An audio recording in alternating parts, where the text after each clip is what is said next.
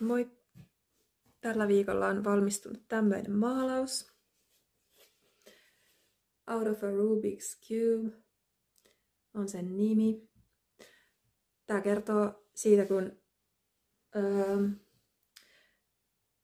monet ihmiset niin kuin semmoisten oman elämän haasteiden, ja mä sanon niitä Rubikin kuutioiksi, semmoisten oman elämänsä Rubikin kuutioiden kautta niin kuin löytää supervoimansa tai timanttijuttunsa tai semmoiset parhaimmat taitonsa, niin tämä kuvaa sitä. Ja olen ilmeisesti itse kasvanut maalauksen mukana, koska en tiedä, voisinko mä maalata tämmöistä muuten.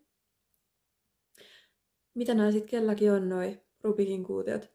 Voi olla joku vikatila kehossa, jonka onnistuu korjaamaan, tai joku sairaus, jonka selättää, tai joku menneisyyden haaste, tai joku toistuva kaava, mikä on elämässä niin pitkään, kunnes se jotenkin ratkaisee ja sitten oppii kääntämään voimakseen.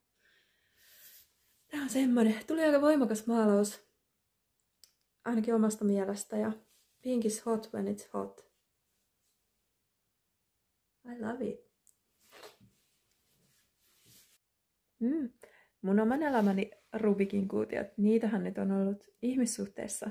Siellä on ollut hullutuksia ja kaavoja ja semmoista niinku ihan kaikista hämminkiä. Se alkaa olla kyllä selvillä pahemman kerran. Mut tällä kertaa tässä oli kyseessä tässä timanttihommassa tollanen oman arvon tunnon juttu. Mulla on ollut sellainen harha ja sellainen vähän niinku kasvatus, että mä olisin niinku itsestäänselvyytenä muita varten olemassa ja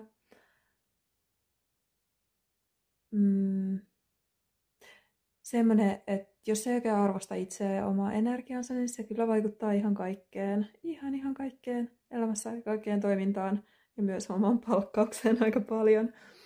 Niin tämmöistä olen tässä ruvennut ymmärtämään myöskin pahemman kerran. Ja tuntuu siltä, että iso laiva kääntyy hitaasti. Laiva kääntyy, kun se on siihen lähtenyt. Se kääntyy hitaasti, koska koko hermostosysteemi siirtyy niin kuin toisenlaiseen tilaan.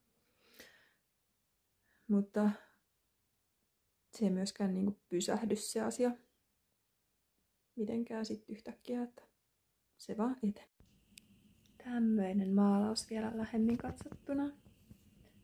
Voit katsoa itse rauhassa ja tuumia, mikä on sun oman elämän Rubikin kuutio, mistä sä tahkot timantteja.